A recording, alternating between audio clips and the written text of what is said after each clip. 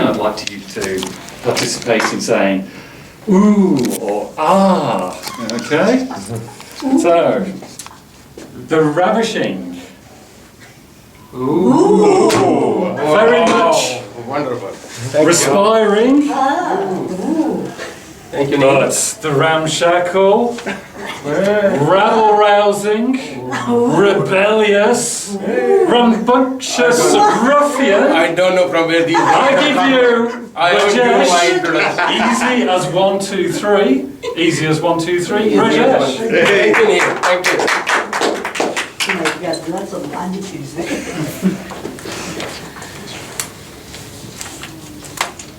Thank you, Mr. Toastmaster. Thank you. And a very good afternoon to you, Toasties. As I love to call you Toasties because of the Toastmasters. That's the acronym I try to use. And I just wanted to ask you, how do you feel when you walk into a room with strangers? Or you talk to a stranger? Particularly Barnaby may be feeling something like that. And we all feel or would have felt like that when we enter into a strange room. Do we feel nervous? Do we feel scared? Are we afraid? Shattered? How do we feel about it? Anxious? And why do we feel like that? That's another question. And I guess, why do we feel like that is basically because we are scared, we are afraid of how the other person is going to make an impression about me. We think more about the other person rather than think about ourselves. And as soon as we start thinking about that, we can start feeling scared because we want to create a positive impression, the very first good impression, but not sure how that impression will be. Today, in my speech, a few minutes, I'm going to tell you that entering into a room, communicating or conversing with the strangers is not difficult. It is easy. It's as easy as 1, 2, 3. It's simple. And but before I tell you how to develop your good conversational skills, which is a part of a communication skill, I want to tell you the importance of conversation. Because today we are focusing on conversation, one-to-one conversation with a person. And the importance, I guess each one of us know the importance. It is an integral part of our life. Talking to the second person is a part of life. We live in a society, we can't live without talking. But the problem is that we don't have that confidence of talking to a stranger. So as far as the importance is concerned, it is very important, highly important for our personal life, for our professional life, for our day-to-day life. So there is no doubt about it. So, and it has few other, I would say that advantages to have a good conversational skills. I mean, conversational is important, but to have good conversational skill is important. How it is important is, as I said, that it basically, I try to memorize by saying few words like, it's, as I mentioned, it's as easy as 1, 2, 3. So it's like C for creating a positive impression. So it's important that if we have a good communication skill or conversational skill, we create a positive impression. D, we develop confidence. So C, D, develop confidence. We enhance our personal and professional image. It helps to achieve success in our life. It puts at ease not only you, the other person. Puts at ease both the speaker and with whom you are conversing. And conversation provides you new ideas. If I talk to Neil, if I talk to Mark, if I talk to you, I may have only very limited ideas about something, But then by talking, I enhance my ideas. And get new ideas, explore my existing ideas, diversify. So it's important to have good conversation skill. And the most important, last but not the least, it removes your hesitation. As I said earlier, develops confidence and remove your hesitation of talking. If you gradually develop your conversation skill, it helps. But you see that how do we develop good conversational skills? Again, as I said, it's very simple, it's easy. I would say that it involves only, the process of conversation involves two things. One, knowing that there are different levels of conversation, and then there are few tricks and tactics or techniques to develop your skill. When I say the levels of conversation, basically there are 4 levels of conversation. One, when I say levels of conversation, means basically that when you are conversing with someone, how do you do that? So you progress your conversation in levels. So the first level is small talk. How are you? How is the weather? And all that. Basically, it's an icebreaker. When you are talking to someone, you want to talk to someone, just have small talks. And in that small talk, basically, you don't ask personal questions. You don't talk about personal things, so that you still remain within your comfortable zone. From there, you move on to the second level as you're during the conversation. And the second level is basically facts. You see that you talk about, you give some facts on a topic. And before that, I just wanted to highlight one thing. Conversation, what does it involve? Conversation involves 3 things. Me, you and me, and a subject matter on which we want to talk about it. So it's basically you, me, and a subject. And the subject matter, again, is something which could be personal, could be professional, could be on which you know something, on which you don't know anything about it, but basically it's a subject matter. So once you know something about it, or you don't know about it, you want to know about it, you can progress through the conversational level. So the first level was small talk. Second thing is that you start talking about a common topic of interest. You have to find out a common topic of interest, otherwise you will not be able to talk.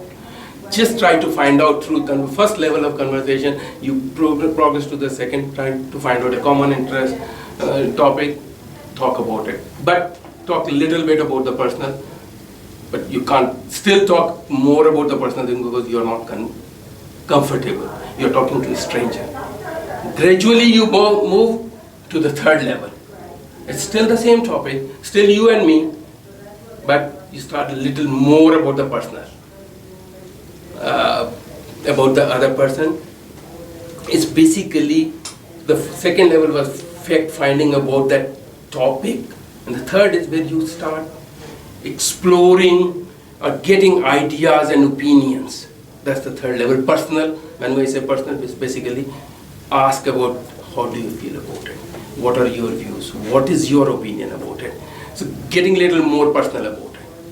And again we progress to the fourth level, which again is personal, but then you try to make it more personal. So if you gradually progress from stage 1 to stage 2 to stage 3 to stage 4, you will be able to converse at ease. You will be able to remove your fears. It's just a question of, and it's not necessarily that we do all that in the very first meeting, or in the or the conversation is brief. The conversation could take long. It may take 1 hour, 2 hours. So those 4 stages you can cover in a longer conversation, or you may cover in few meetings. It doesn't have to be. In the very first meeting you start knowing other person through at the first level only. Through the couple of meetings talk about the second and the third level stages, and then you can progress to the fourth. Or it can all be in one. It all depends how confident or how comfortable you feel about it. Basically, it's a level. Now, one more thing which I want you to tell you is about the techniques or the tricks how to develop your communication skill. Again, it's not a rocket science. It's nothing new I'm talking about it. It's not that you don't know about it, it's only thing that we need to be conscious about it. What are the tricks? And it's just like trick of trade. What are the tricks? How can we develop our conversational skill to a higher level? See, again, you see that there are a few things we need to remember. It's not, as I said, it's easy. Easy as 1, 2, 3, not a rocket science. All you need to do is few things. One, attitude.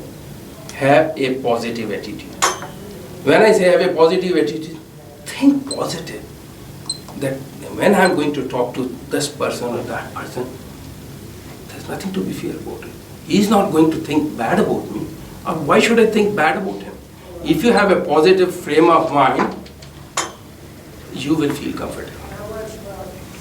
And then belief.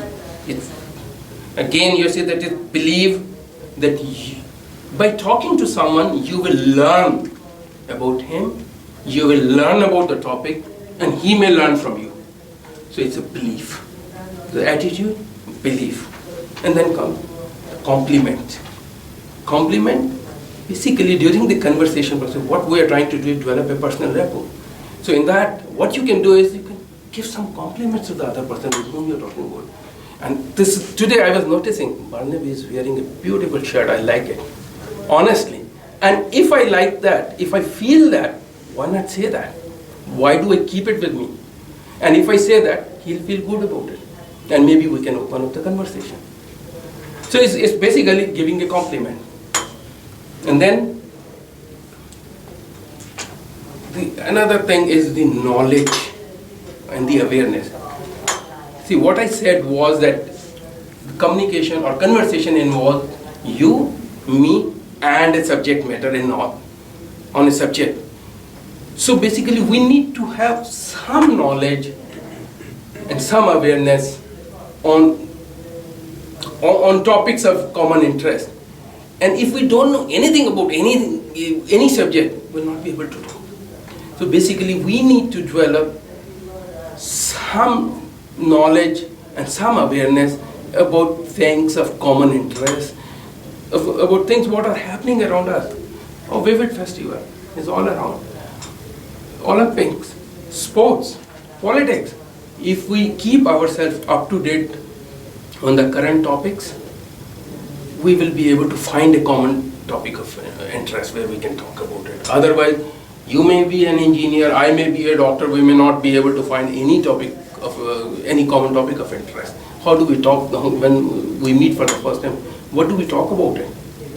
Try to find a common topic of interest, and for that it's important to develop your knowledge and awareness. And the other thing is listening. We need to have a good listening skill. So when you're talking to the other person, listen, and then you'll be able to talk about it. And then the last thing is, I mentioned about the levels of conversation, progress stage by stage, and then the questions, questioning technique. At the very first level of conversation, just ask some close questions. Yes and no, how are you, this and that. Very simple questions, which is choice question, yes and no, so that you and he doesn't have to talk much about it. And you don't feel uncomfortable about it. But then progress, as soon as you progress from first level to second level or other level, ask questions of open-ended question. What, why, how, why, so that the conversation progresses, rather than having a limited conversation, a few seconds, and conversation ends. Basically, this is all about the conversational conversation I want you to tell you, the different levels of conversation. Firstly, the importance of conversation, then the levels of conversation, and the techniques of conversation. And I guess I have made my point clear. If there are any questions. feel free to ask me. Otherwise, any We're questions? in the red zone now. Okay. So Sorry. Yeah. we've got to keep on schedule, Rajesh. So is it the 10 Yeah, minutes or so- 14 minutes. 40 minutes? I'm Yeah. sorry, I even couldn't do a role play. No. Rehearsal. Yeah, rehearsal and Chair, rehearsal. we don't need evaluation from the chair. Conversational. At least Observation. I have finished my speech. At least I'm glad I've finished my speech within that. Maybe that we leave the role play for the next Yeah. time. That's what I'll try to do. Thank you. Thank you, Rajesh. Thank you. Thank you, Joyce.